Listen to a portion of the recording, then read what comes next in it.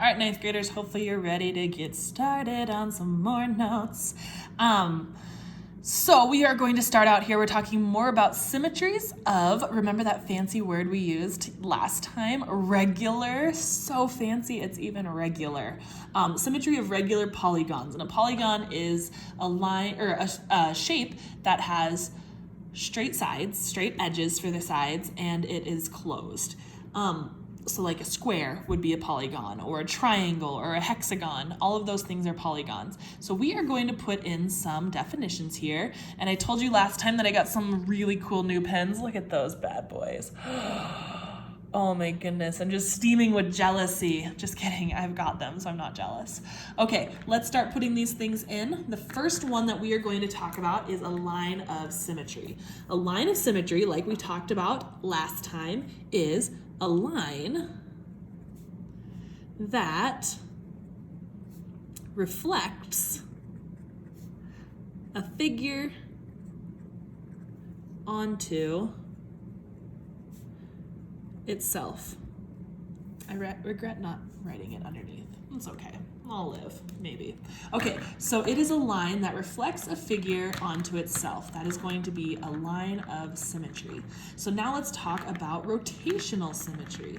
Rotational symmetry is when a figure can rotate onto itself. So I'm going to say a figure can rotate onto itself. If a figure can rotate onto itself, then it is said to have rotational symmetry. All right, the next one is regular polygon. A regular polygon is a figure with all sides and angles congruent. A figure with all sides and angles congruent. And remember, congruent just means same size, same shape, and we use this symbol for congruent, an equal sign with a little squiggly hat on top. It doesn't look like a hat. I actually don't know why I always say that, but I will for the rest of my life call it a squiggly hat. All right, the last thing, a diagonal. A diagonal is a line that goes from one vertex or corner to another, to the opposite vertex in a figure. You know what a diagonal looks like, but we will see a lot of examples of it today. I'm going to write in that definition.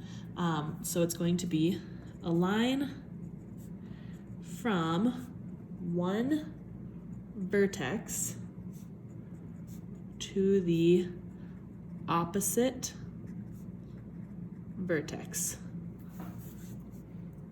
All right, so now for each regular polygon below, describe the rotations and reflections that carry the polygon onto itself. Be as specific as possible in your descriptions, such as specifying the angle of rotation. So, let's start with this equilateral triangle. That's a regular triangle because all sides are the same length and all angles are the same degree measurement. So, where is my first line that it will reflect onto itself from? Well, I know that this is going to have vertical symmetry. So if I were to draw my first line, it's not a diagonal. It does start at a corner, but it doesn't go to another corner. It's going to go to a straight edge. Please make sure that when you draw that in there, you make a dashed line. That's how we're going to remind ourselves that this is a, oh, Lord help me, I forgot the word. That this is a line of symmetry. Okay, so from corner, vertex, to a bisector, midway on a straight line. Okay, then what other lines of symmetry? Is there anything else that could make this symmetrical? Well, right now, when I'm looking at this, I can't go horizontally. That would make the pointy corner go down here. That's not going to reflect nicely, though that does look like the nice little like Illuminati symbol or whatever it is on the dollar sign. Okay, now I want you to try something crazy. Twist your paper. Do you see how we now have the same triangle? I can go from corner to a flat side. So I'm going from this vertex to a flat edge. on the other side, just like I did the first time. Weird. I wonder if I can do that again. Spoiler, I can. Twist it one last time, and I can go from the vertex / corner to the straight edge on the other side. Okay, so I was able to draw 3 separate lines that would completely reflect this onto itself. Now I'm gonna number these. I'm gonna number the first one that I drew as a 1, and then I'm gonna go to this next one as a 2, and this one as a 3. Why can't I call this 4? It's 1, guys. You can't make it 4 and 1. So because it already started as 1, you can't relabel it 4, 5, 6. It's just 1 line, 2 lines, 3 lines. Okay, so there are 3 lines of symmetry here. Then how many times could I rotate this? How many degrees would this have to be rotated? Well, that top corner, if I were to spin this triangle, if I could pick it up and spin it, that top corner could point over here. That would be 1 turn, 1 turn, 1 turn. There are 3 different ways that I could spin this thing so that it goes 360 around. So a full circle would be 360. How far is it turning if I only spin it 1/3 of the way? Or 2/3 of the way? I know 3/3 is a full 360, so how do I go from 360 to 1/3 of 360? Hopefully what you're thinking right now is, well, Miss Johnson, if it can do 3 separate turns, just do 360 divided by 3. Let's try it. Let's turn the calculator on first. 360 divided by 3, 120 degrees. So what that means is the smallest angle that I could spin this thing would be 120 degrees. That's not 90 degrees, that's 120 degrees.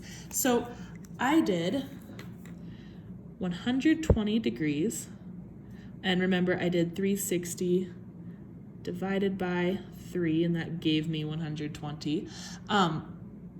So I've got 120 degrees. Then if I do 120 degrees, that's 1/3 of a turn. If I do that again, I get over here. And if I do it again, I get over here. So if I have 120, let me try adding another 120 degree turn to that. That gives me 240. And then what happens if I add one more 120 degree turn? I get to 360. So my first third is 120 degrees of the circle. My second turn is 240 degrees of the circle. And then my third turn is 360 degrees. So 120, 240, and 360. Those are the 3 separate turns that would get me all the way around this circle. So remember, the 120 is each of these little arrows. But when you add 2 arrows together, you get 240. And when you add 3 arrows together, you get 360. Okay, so each of these arrows is 120 degrees spinning around here. All right, so let's try the square, because a square is different. A square does not have 3 corners, it has 4 corners. All right, we did a square yesterday. If you still have yesterday's notes, now might be a handy time to look at those. The lines of symmetry that we drew in yesterday, I'm gonna do these ones in orange. Let's see how well orange shows up. So the lines of symmetry, I knew that it had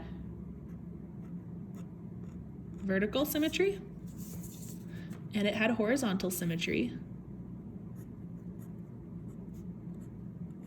And we call these bisectors because they cut the sides in half. Otherwise, you can also say it goes from edge to edge. Edges are the flat sides, but it doesn't touch the corners. However, we did have lines that we could draw on here. Remember, we could reflect this from vertex to vertex. We call this a diagonal.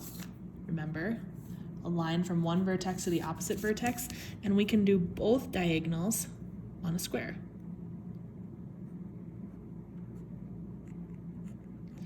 Okay, so if I start to number these, I've got 1, 2, 3, 4, and before I number this 5, remember that was already 1. So there are 4 lines of symmetry on a square. Are you starting to see a pattern yet? I sure hope so. A triangle has 3 sides and it had 3 lines of symmetry. A square has 4 sides and it has 4 lines of symmetry. Fancy that. Okay, let's talk about the degrees of rotation for a square. On the square, yesterday we did this one and we said that it can turn 90 degrees. But how do we get that 90 degrees? Well, to get the 120, we did a full circle, which a square can do a full circle. So I'm going to put 360 degrees down here. But we know that it can go 1/4 of the circle, which would be over here, 2/4 of the circle, 3/4 of the circle, and 4/4 the whole circle.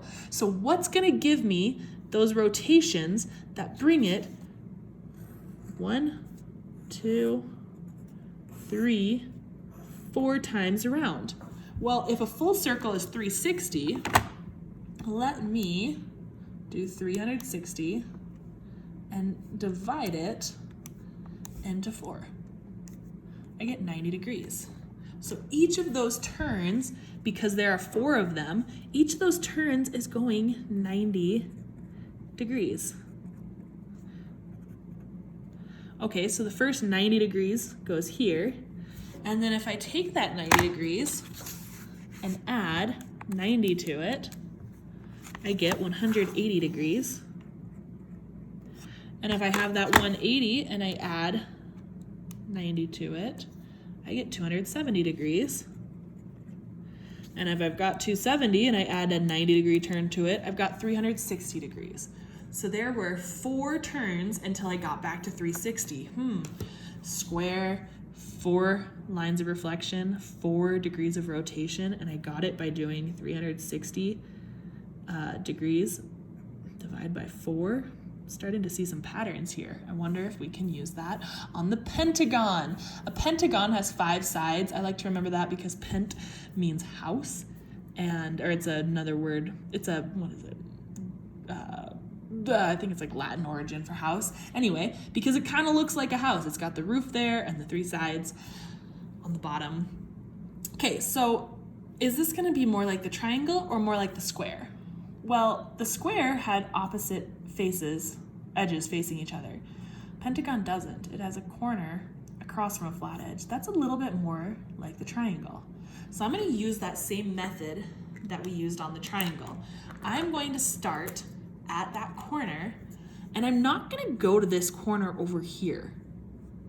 I'm not going to go vertex to vertex here because it's not like the square. It doesn't have the vertices directly across from each other. So I'm going to be like the triangle, and I'm going to line this thing up from vertex to the straight side. Now remember with the triangle, we had to twist it a little. I then have to go from that vertex to this straight side.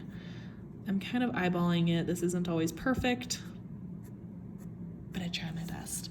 Okay, so I've got one vertex to a straight side, a second vertex to a straight side. If you're having trouble making these, then welcome to life. These are really sometimes difficult to line up nicely. That's why it's very helpful to use a straight edge. I'm going to the next vertex. So I did a vertex. I'm going to this vertex now, and I'm going from the vertex to the straight side, right in the middle of that straight side. And if you're doing these properly, you're gonna start to see something happen in the middle. Remember, I'm going to my next vertex to a straight edge. All of these lines should be crossing directly in the center of this pentagon. It's a weird phenomenon that happens when you draw on your lines of symmetry. We saw that it happened with the triangle, it happened with the square, and it happens with the pentagon. So when I number these, remember a pentagon had 5 sides. I expect to see 5 lines of symmetry, because remember, when I get to the 6th line of symmetry, it was already labeled as the first line, so I can't rewrite it there. Okay, let's use that same method, because I know that there are 5 corners here, and I'm gonna be able to turn it 1, 2, 3, 4, 5 times to get it all the way around 360 degrees rotation. So 360 is gonna be the biggest degree of rotation, but let's take that 360 and divide it by 5 and see what that smallest degree of rotation is. So 360 divided by 5, I get 72 degrees. So that means the smallest angle of rotation is going to be 72 degrees. I did 360 degrees divided by 5, and I get 72 degrees. Okay, that's the first little turn here. To get the second one, I add on 72. Third one, I add on 72. Fourth one, I add on 72. Fifth one, I add on 72. So let's do that. And I want you to get used to this pattern. So plus 72, and my second angle of rotation would be 144 degrees. That would be 2 turns around the circle. Plus 72 again, and I've got 216 degrees. Plus 72 again, and I've got 288 degrees. Plus 72 again, and I've got 360 degrees. And that's where I know I'm done, because all of these end at 360 degrees. So these are my angles of rotation. The first one I get from dividing 360 by how many sides there were on my regular polygon. And this one, since there are 5 sides, 360 divided by 5 gave me 72. Okay, so let's look at the hexagon next. Our hexagon is not as much like the pentagon and the triangle because I don't have a point at the top. I'm not going from a vertex to a flat edge. This one's more like the square. So I'm gonna start by doing the diagonals. Remember, a diagonal goes from one vertex to the opposite. I've got corner to corner, so let's see if I can do that here. If I start at this vertex, this other vertex is directly across. I can tell because there are 3 sides between them on both edges. So I'm going to draw in my first line of symmetry. Then I'm going to go to these other vertexes here, and I'm going to make this diagonal happen. Okay, and then my last one is right here. I'm going to make my last diagonal happen. Awesome. So I've got all of my diagonals on there from vertex to vertex. But if I start counting these, 1, 2, 3, that's not enough. This is a hexagon. I need 6 lines of symmetry. So what I'm missing is the ones that went from flat edge to flat edge, just like the square did. So if I take this flat edge and I go through the center to the other flat edge, it should look like this. And you'll start getting a lot of lines on here. I'm gonna take these ones, and I'm going to take these ones. Now, if you are thinking, holy crap, Miss Johnson, I don't have a printer and I did not get this thing drawn very nicely, don't worry. You can try to like trace it off of the document that I put on your computer, or maybe you can even draw it into the document on your computer, or make copy it onto like paint or something like that so you can draw them in. But if you can't do that, then just kind of follow along, sketch them, and at least make sure you're getting how many lines of symmetry there are, because that's super important and this is going to help you on tonight's homework. Now, let's talk about the rotational symmetry for this regular hexagon. On this regular hexagon, I'm going to follow the same format that I've been doing every time. I need to get, oh boy, that thing fell over. I need to get my smallest degree of rotation. So I take 360 degrees and I'm going to divide it by 5 sides on this regular hexagon. So I totally did that wrong. There are not 5 sides on a hexagon. Hexagon has 1, 2, 3, 4, 5, 6. That should not say 360 divided by 5. That should say 360 divided by 6. Okay, when I do 360 divided by 6, my smallest degree of rotation is going to be 60 degrees. And remember, that's only going to give me my first turn. I need to do 5 more turns. So I'm going to keep adding 60 degrees, and I get 120 degrees for my second turn. Plus 60 degrees, I have 180 for my third turn. Plus 60 degrees, I have 240 for my fourth turn.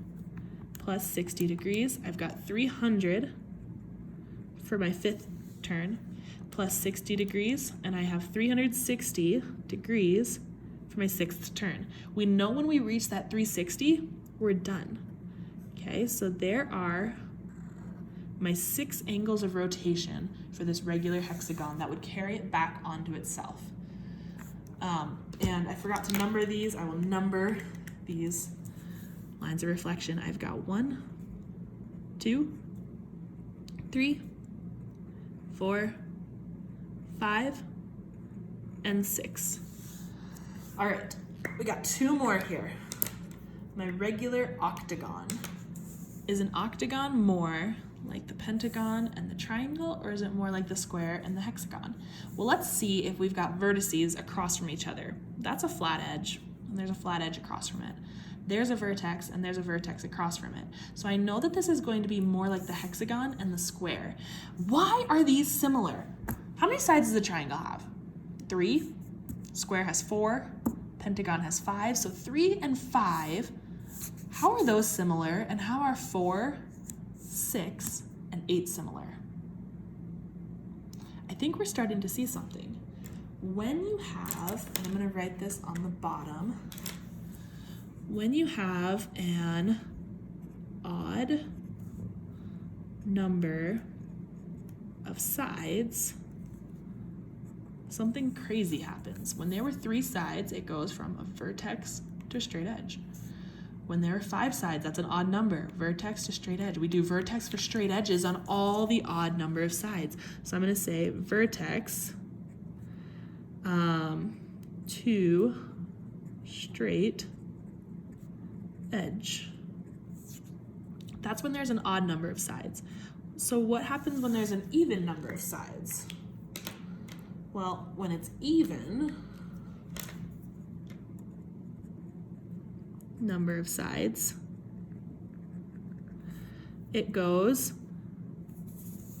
like the square, where you do vertex to vertex, you make it diagonal, and you also do edge to edge. So I'm going to say vertex to vertex and edge to edge. All right, so octagon has 8 sides. That means we are doing vertex to vertex, and then we're going to do edge to edge for each of those. So let's start with the vertices. I think that those are easier to make sure you don't miss them. I don't know why I get stuck on the edges if they're not already drawn in with the vertices. Okay, here's my first diagonal going from vertex to the vertex directly across from it. Now, if you accidentally drew it here, it's pretty easy to tell because you've only got 3 sides there and 1, 2, 3, 4, 5 on the other side, which means erase it and fix it. Or, I don't know, white out it and fix it, or just be really sad that you messed up and you can't fix it. Okay, this one is another vertex to vertex. I'm gonna do these again because I think it's easy to draw from a vertex. It's not as easy for me to guess where the center of an edge is, but I do a better job doing the edges once I have all my vertex to vertexes in. Okay, so I've got all my vertices in here, but I can't start counting them because that's just 1, 2, 3, 4, and I need 8 because this is an octagon. So if I got all the I got all the diagonals in, I'm gonna actually switch colors. I know, things are getting pretty wild. Let's see how dark this blue is. It's dark enough. Okay, so now I'm gonna use this blue to do the edge to edge, just so it stands out a little bit. It's still going to be the same idea, but it might be helpful for those of you who say, holy cow, there are so many lines on here, which there are. It's a lot of lines. Okay, we're doing all of our edges. They go between the vertices, because this had an even number of sides. I actually kind of like these colors together, except they're starting to bleed a little bit. Is it a bad sign that I'm getting so used to using a camera that I'm talking to myself right now? There's nobody in this kitchen except me. Okay, let me number these. I don't know why I'm trying so hard to pick a good color. Okay, let's number these. I'm gonna start with this guy, make it 1, 2, 3, 4, 5, 6, 7, and then I don't think we did that blue one yet, so that is 8. There are 8 lines of symmetry. And then let's do the angles of rotation. So if I do what I've done every time so far, I need to do 360, but an octagon has 8 sides. So let's do 360 degrees divided by 8 sides on an octagon. Okay, so 360 divided by 8 is 45 degrees. So I've got 45 degrees for the smallest angle of rotation. And I'm gonna get my calculator in here. Let's keep adding on 45. So 45 plus 45 gives me 90 degrees for the second angle of rotation. Plus 45 gives me 135 degrees for the third angle.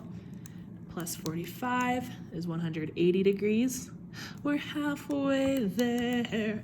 Okay, 225 degrees plus 45 is 270 degrees, plus 45 is 315 degrees, plus 45, finally, 360 degrees. Ladies and gentlemen, there were 8 degrees of rotation for this regular octagon.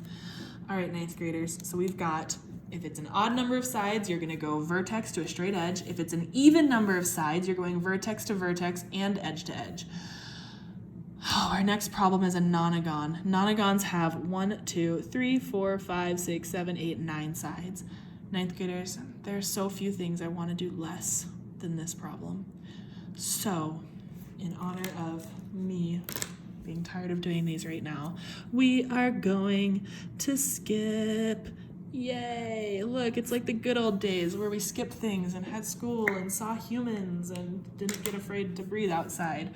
All right, tonight's homework, way easier, I think. If you've got these notes, you're gonna ace that homework assignment. Please try it a couple times if you don't do well the first time, because I want you to be masters at this stuff. 9th graders, we are going to be testing we're not testing next week. Hold on. The week after next week. Next week we're doing some stuff on triangles, and then we will be testing, I believe, the week after that. So, hooray! All right, I miss you so much. Have a good one, 9th graders. Bye.